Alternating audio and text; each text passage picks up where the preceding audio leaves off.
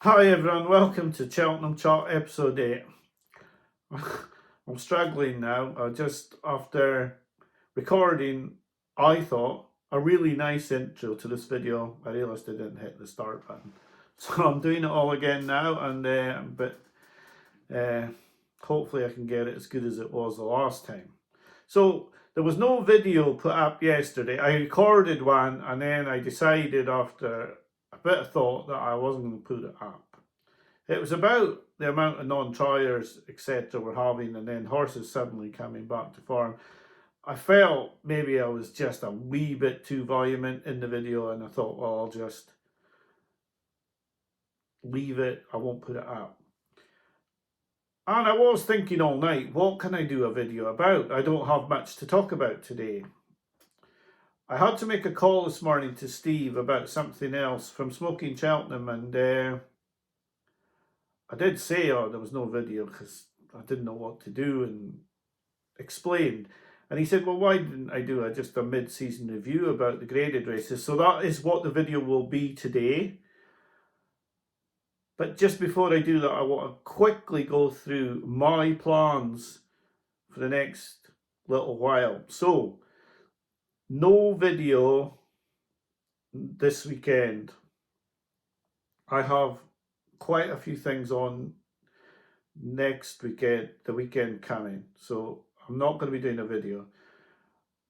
I've been asked on to the Ginger Joe preview for Cheltenham Trials weekend, and I'll be on that show giving my selections and thoughts with Jamie and Joe. Then I will do my own video reviewing that, and then my videos will continue every week, at least one video all the way to Cheltenham. Maybe 2 videos doing the DRF, but at least one video every week after the Cheltenham Trials weekend. While I was speaking to Steve, we've agreed that we'll do some videos after the DRF. We're not sure which channel they'll be put out on, but we will be doing some videos between the DRF and the Cheltenham Festival. We will give our thoughts like we did last year, whether they'll be close to the Cheltenham Festival or closer to the Dublin Racing Festival. We haven't decided yet, but we will be doing some joint videos, and they went down really well last year, and myself and Steve are looking forward to doing them, and hopefully they will go down just as well this year. So that's just the plans going forward. That's what I plan to do. In this video, I hope I can give you some sort of guidance on the graded races. I'll give you my view. If anyone fancies all my horses, I'll be extremely surprised. But if you fancy 1 or 2, then hopefully they'll be the ones that are the winners. So I'll just get on to the graded races and give you my view, and like I say, after today's video, it'll be the next Cheltenham chat will be after Cheltenham Trials Day. So the Supreme is the one race that I have a bet on Act of Innocence, and I don't think it's as bad a bet as it looks at the moment, but it could look even worse in the coming days. I don't think the run against Manila Yoga was quite as bad as it looks now, especially with Sinatra coming out and winning as well. I think perhaps the defeat has clouded Nicky's judgment a little bit, and that maybe that run wasn't as bad as what it looks, and I would still hope maybe he'll go off as an outsider for the Supreme. Looking at the Supreme, it's very hard at the moment to see that Mullins has had a bit of a stranglehold on this race, and yet he doesn't look like he's got a horse for it at present. Now, I don't believe that'll be the case on the day. I do think that something's going to jump out from the Mullins yard, and it's a scary thought to back something else. In the race, El Kairos was going to win his maiden hurdle really easily, but it was a maiden, and you've got to be careful. It's what do you think he was beating in that race? Dr. Jim O'Neill was talked about as being a bit of a stayer. Murat ran very free. Now, he was going to win very easily, and he does look, if he'd won that race, you could have seen him being quite a short price, shorter than he is now. In truth, he probably would have been possibly 7 to 2, 3 to 1 if he'd won that race and stood up. But there is that lingering doubt that how good is he? Looking at the other runners, Old Park Star really impressed me at Cheltenham. I thought his run was really serious. He reminded me a bit of Altior. He was really powerful through the line. He's definitely got a chance, although I possibly looked at his performance at the time as a performance of a Turner's horse. And then obviously Active Innocence got beaten, and since he's been backed in for the Supreme. The real solid one would have to be Talk the Talk, who I think was definitely going to win the Grade 1 at Christmas in Ireland. I'm fairly convinced he would have won. Had he won, would he be the 8 to 1 he is now? And he's been backed in because he was 14s after the race, which was quite a good price, really. Nobody really can be sure how strong that form is in Ireland, though, and it's a difficult race, the Supreme, at the moment. There are so many horses that could come in here. It's very, very difficult to look at this race. People are talking about the horse of Henderson's that runs this week, Fire Warning for its Richie, and then you've got this Fou de Trois for Malins. There are a lot of horses who could just spring into this market and change it completely, and it's a race that, although I've had a bet on Active Innocence, and I don't think it's as bad as what it looks at present, it's not a market I'd be trying to step into with any confidence at the moment. It's very open. I'd like to see it stay open and have a very open Supreme. I do have this feeling that something's going to just pound into this market and go 2 to 1. And I don't know what that horse is at the moment. The Arkle, I think Lulamba is a bit of a false price here. Yes, there's 3 very, very strong horses in here, one of which they're saying may not run in Romeo Coolio. But Lulamba, he did seem to get a little outpaced at Sandown. I'd worry about that against better horses than Be Aware. I'm just not totally convinced by Lulamba. Kopek de Board has had an injury, but clearly won a Supreme last year, was very impressive first time out. Deserves his place in the market, but you've got to see him now. He's got to come out and win, and then he'll deserve his price. But at the moment, you've got that lingering doubt that he was out last time out. He didn't run it at Christmas. The horse who I would be sort of drawn to is Romeo Coolio, who everybody says should not run, and I believe he should run, and I believe his last run was very impressive. I felt like he just got caught on his heels a little bit as the pace increased, but he still won. People are saying it's going to be shorter distance, but I didn't think he jumped as well at Leopardstown as he had in his previous 2 runs. Cheltenham's fences are a bit easier, as Gaelic Warrior keeps proving to everybody. And I just completely believe that Romeo Coolio should go in the Arkle. And if I was certain he was going to go in the Arkle, I think he's an absolute each-way steal, and I'd be very confident that he could win as well. I'd really like Romeo Coolio for the Arkle if it was confirmed he's going to run, but you can't take that risk at the moment that they do take him away to Fairy House or to Aintree or up to the Brown Advisory. It's just too risky. The two anti-post the two each-way plays, are obviously Kyrgyz, who is an ideal replacement should Kopek not make it. But also Irish Panther, who's been given absolutely no credit for his run against Romeo Coolio. Why can't a horse improve greatly for fences? He beat July Flower 12 lengths in the same race. It wasn't like Romeo Coolio came up against a horse that ran a poor race. Irish Panther's ran really well. Before the race, you wouldn't have thought that Irish Panther would beat July Flower 12 lengths. So that's why I'm so adamant that Romeo Coolio has produced a good performance in this race. The other one that you'd probably look at and think probably has no chance, but maybe he's improved a lot for fences as well, as Steel Ally.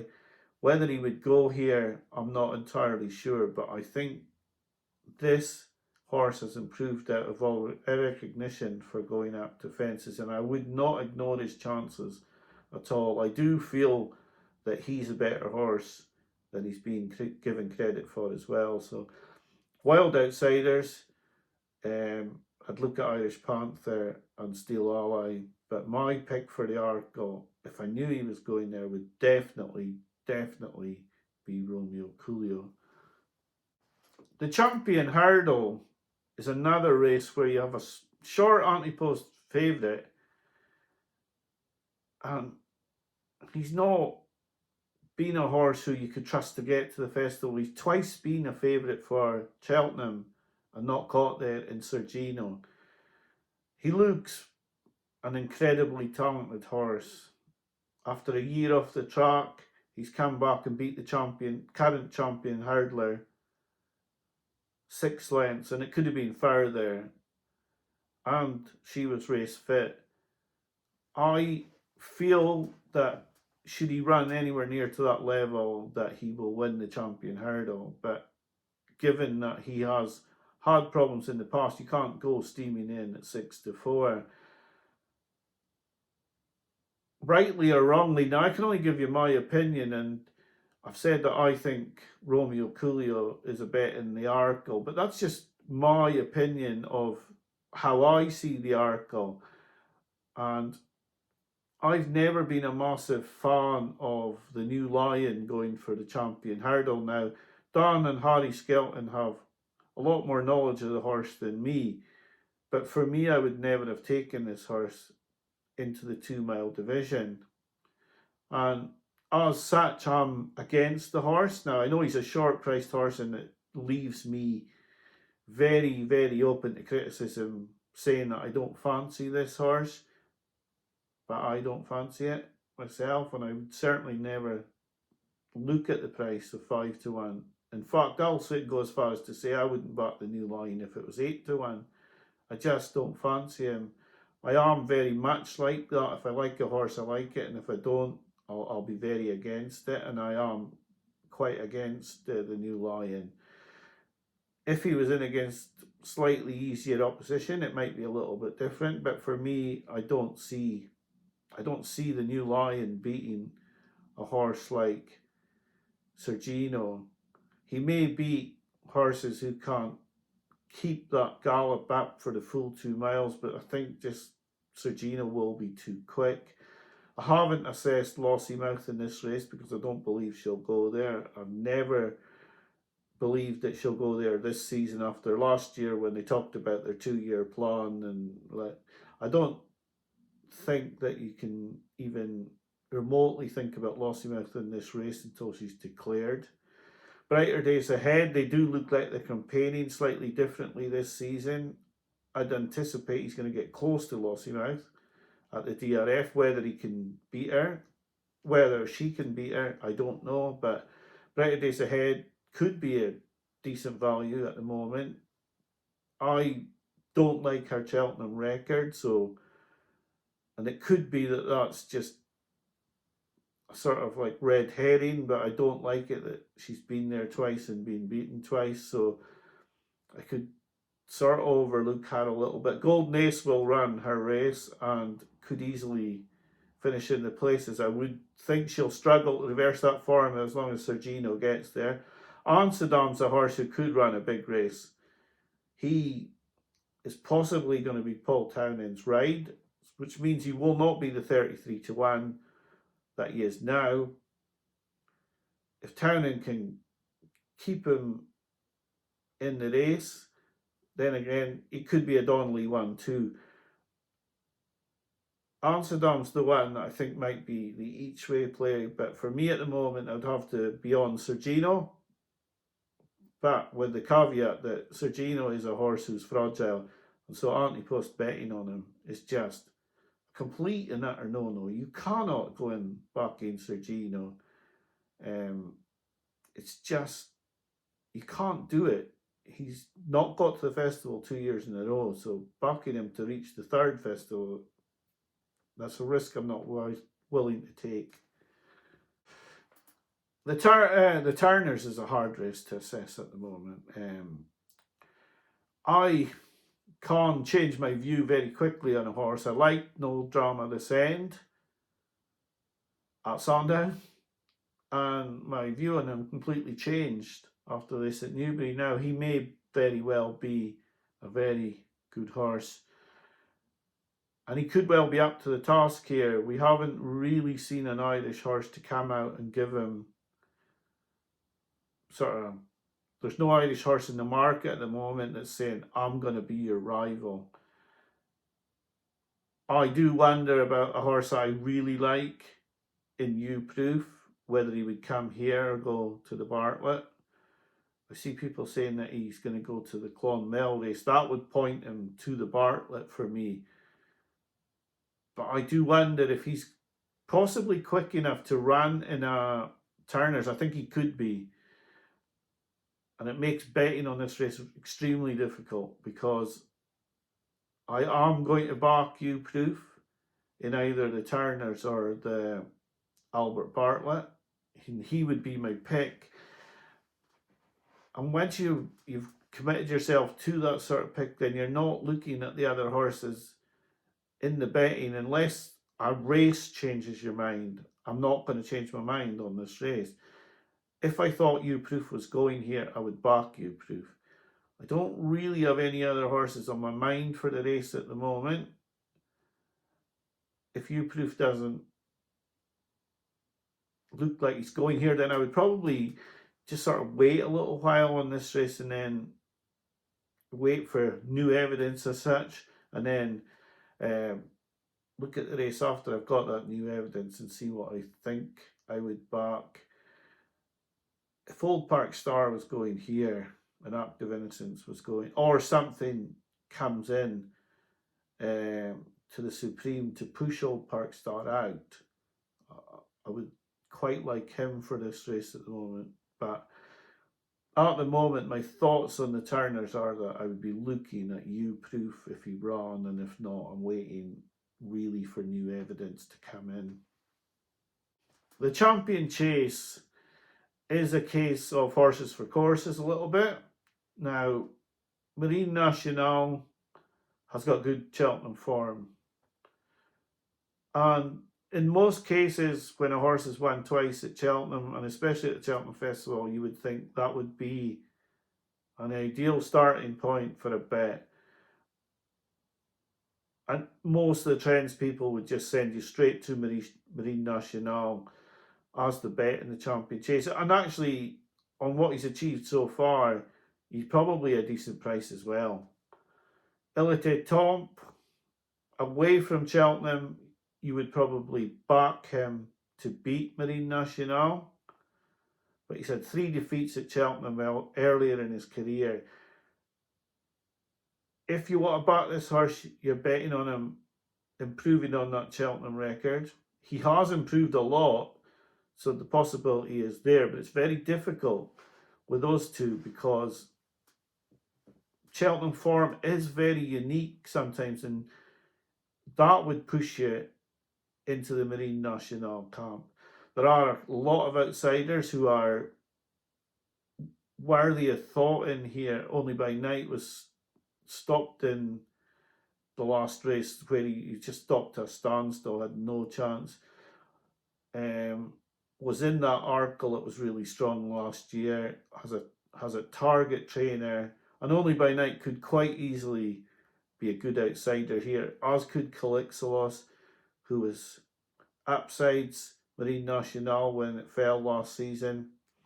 The horse I like is L'Eau de Sud at 16-1, but he's a very Marmite horse. He's a horse that a lot of people think isn't good enough for a champion chase. And it could well be that he isn't good enough. But for me, he's always been a horse who I feel needs big breaks between his races. He possibly needs softish ground as well to enhance his claims. But I think he has to have a big break. At 16-1 each way, 3 places, I think he'd definitely be where I'd be looking at the moment. I am worrying about the fact that they have a massive improver in this yard in Thistleask, and whether he's going to keep improving to the point where Harry Skelton's got a choice to make. But for me at the moment, I would definitely say that for me, I'd be looking straight down at the champion chase and backing L'Eau de Sud at the moment. But I do see a lot of potential outsider each way bets in the race that a lot of people will be looking at, like Only by Night, Calixos, and probably L'Eau de Sud as well. The Brown Advisory, Final Demand 5-4, and the horse who let me down last season to complete 8 years profit in a row. I have been very negative on his chances since. Just cannot work out why he ran so badly at Cheltenham, considering the rest of his form would point that to be a right outlier. You look at the rest of his form, he's barely come off the bridle yet. He's been well beaten. And one of the horses who beat him hasn't run well this season either. I'd have to be against it 5-4. I did like the way Jimmy DeSole won, but then he's come out and blown out completely. And I do wonder, is he another horse like L'Eau de Sud that just needs massive gaps in his races? And if he does, then possibly the gap between Limerick and Cheltenham's not going to be enough for him. I don't know what I'd be taking on Final Demand with. I think the big Westerner getting £7 if the ground was softer would look like a horse that I'd be thinking about. Cocktail Divin, not convinced he'll go to the Browns yet. Wendigo will stay on, as would Wade Out if he ran. This is one of the races where I don't have a concrete, real view yet. I'm not set on backing anything at the moment. Probably if someone put a gun to my head and I knew Big Westerner was going to run, I'd put her up each way, but she's not a definite to run. And at the moment, I'd say the Brown Advisory is a race that I've not really got much of a view in. The Bumper's another race where I've been trying to stay away from watching bumper races, but this is the one horse that I actually wanted to talk about from last week, was Kerin, which was spelled Quiryn. I was really impressed with this win, but you will see probably 10 other horses win like this over the winter, and you have to decipher which one you want to pick, or you wait for the DRF. I thought Kerin was very impressive to my eye last Friday. I've been trying to avoid the bumpers, not watch them so much, so that I can not get an opinion, because the bumper has been a costly race for me in the past on the videos, and I've had some really good bets, but I've not had the winner yet. And yeah, I was impressed with Kerin, but I think we'd need to see it again and work from there. Although he's a good horse. He's only going to be a 4-year-old this year. It's hard to say, but I was impressed with his performance. But I think it's another race where you'd say you wouldn't be having a bet yet. The Mayor's Novice is a really difficult race. I mean, it could be that just it's as easy as Bambino Fever. I'm not sure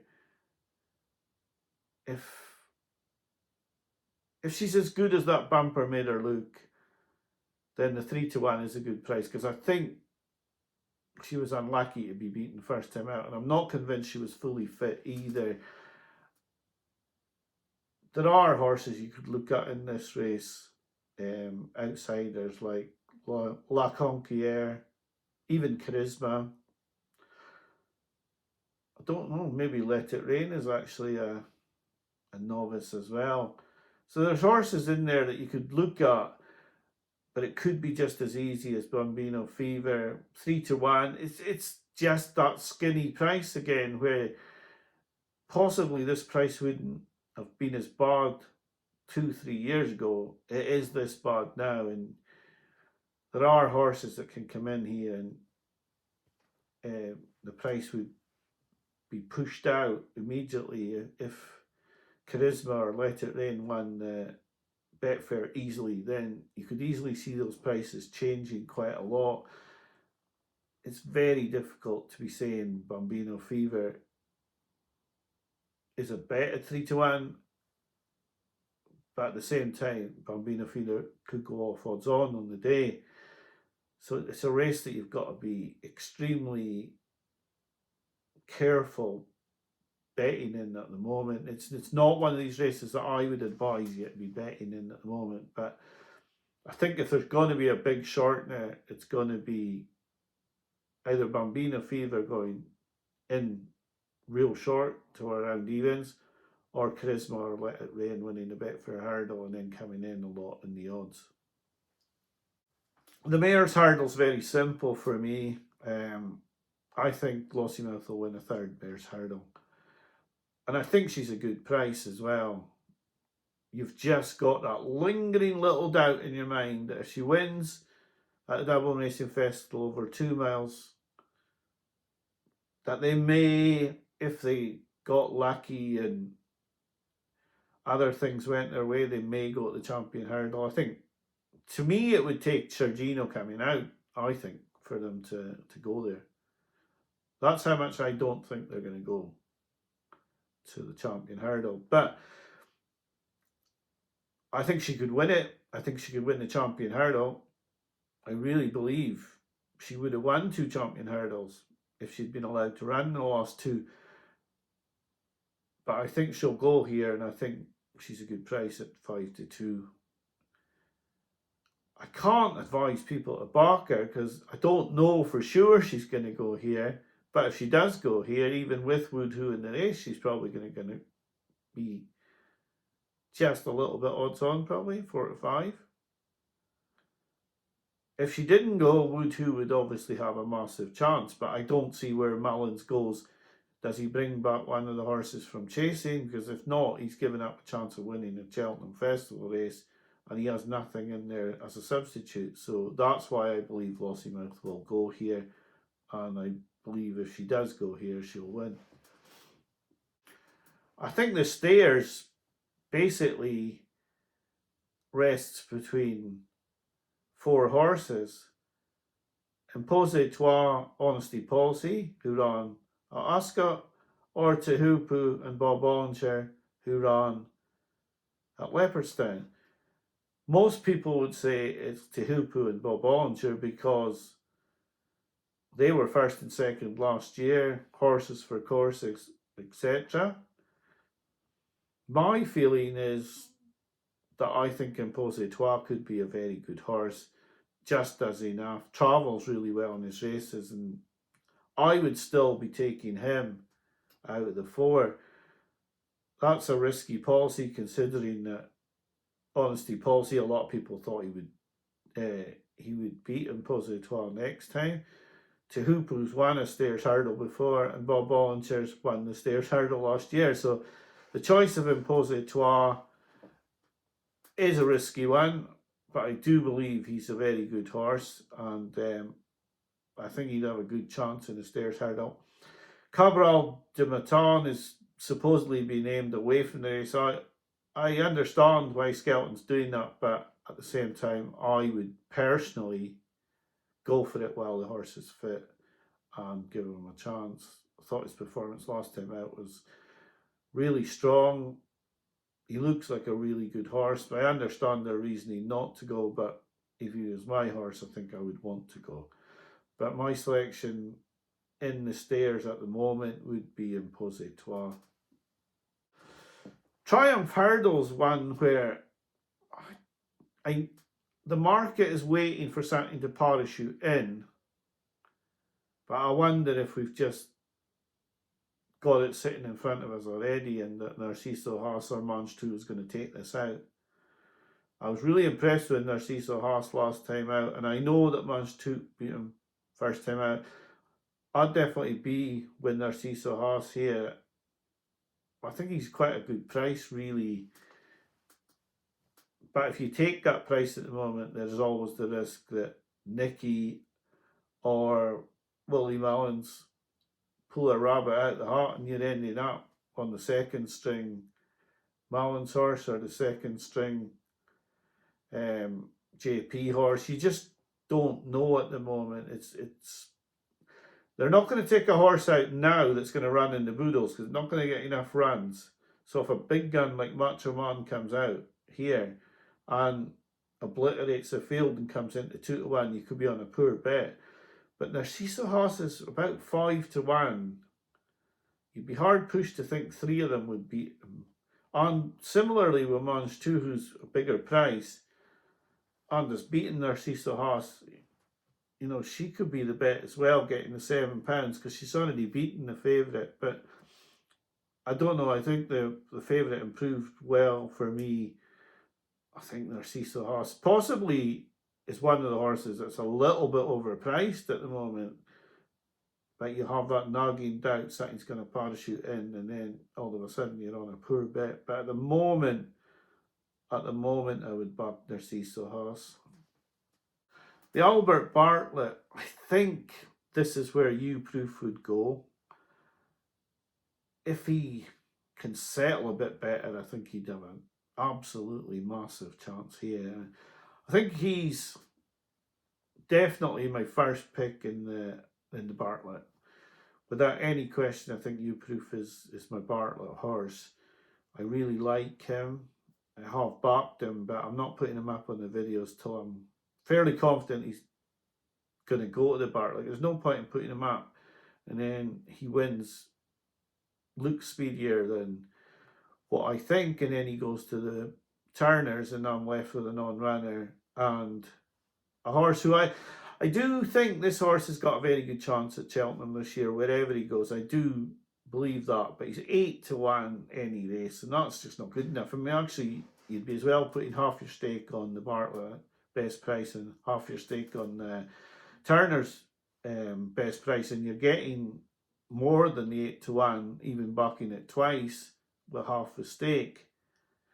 So, yeah, I can't back the any race market at 8-1. If it was 12-1, I would back it. But I think the Bartlett's a race that I would put this horse in. Now, we've seen all sort that ran really well. It looked the Bartlett horse. The other outsider for the Bartlett that I've looked at is Crystal Island of Nicky Henderson's.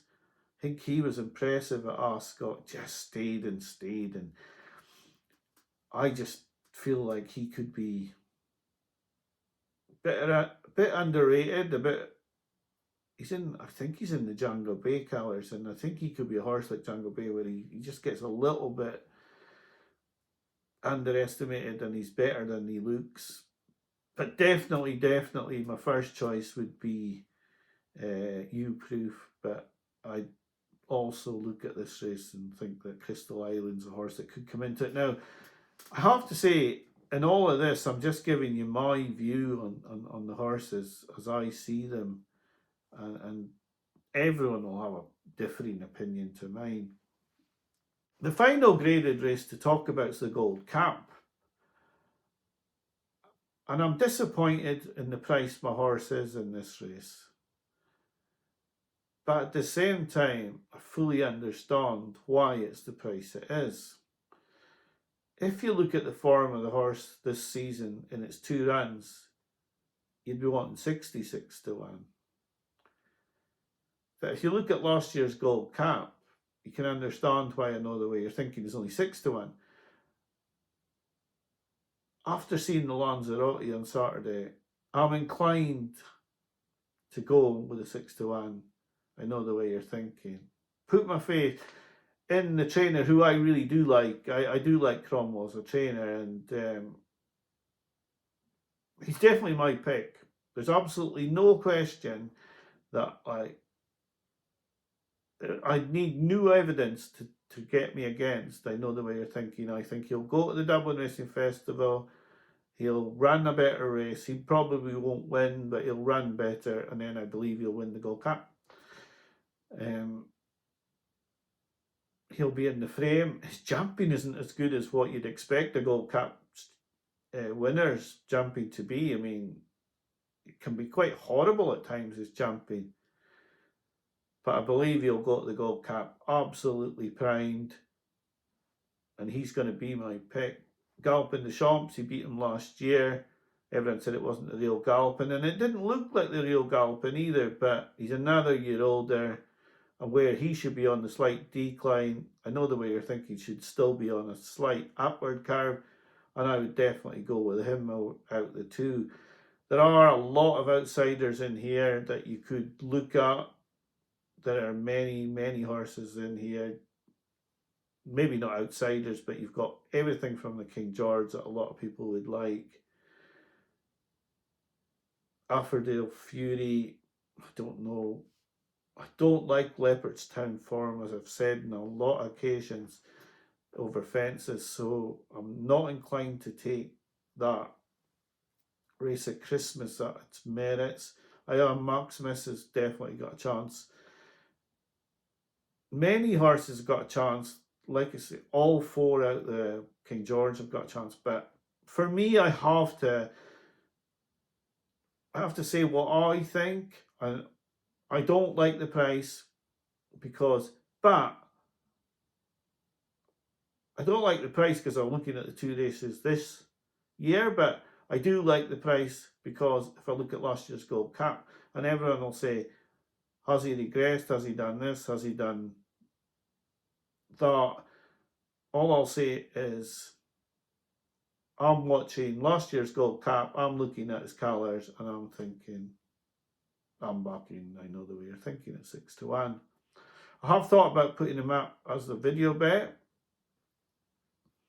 I really want to put him up as a video bet, but it's another £60 anti-post, and I know that his price will go to 72, 3 to 1 for the Gold Cap, even if he gets within 10 lengths of the winner at the DRF. It's a very difficult situation because if I put another £60 of the bank on, and that's how much I'd need to clear 400 and make him making a winning season, I could spread the bets around a bit and just put £30 on. I know the way you're thinking. I do think he won't be 6 to 1 after the Dublin Racing Festival. He's got to show more there, and I think he will. He's the one that I would back in the Gold Cap for sure at the moment. If someone gave me £100 free bet and said, there's £100 free bet, it's got to be on the Gold Cap, I'd take another way you're thinking at 6 to 1. And I wouldn't even think about anything else. When we covered the King George, I said I thought Gaelic Warrior was the best horse out of the race. Townend will be looking for a ride in the race, and of course, he could go on Gaelic Warrior. He'll know Gaelic Warrior better now. He's ridden the horse twice this season. I just think I know the way you're thinking. It's a very strong stayer. He's won twice over the track. He comes good, and he's my pick for the Gold Cap at 6 to 1. So that's that then. That's everything that I feel about the graded races. I've fairly run through them, I think.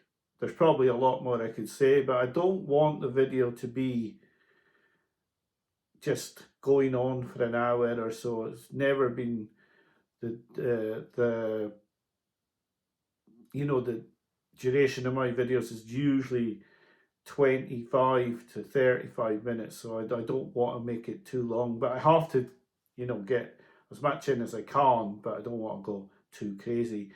So that's my view on all the graded races.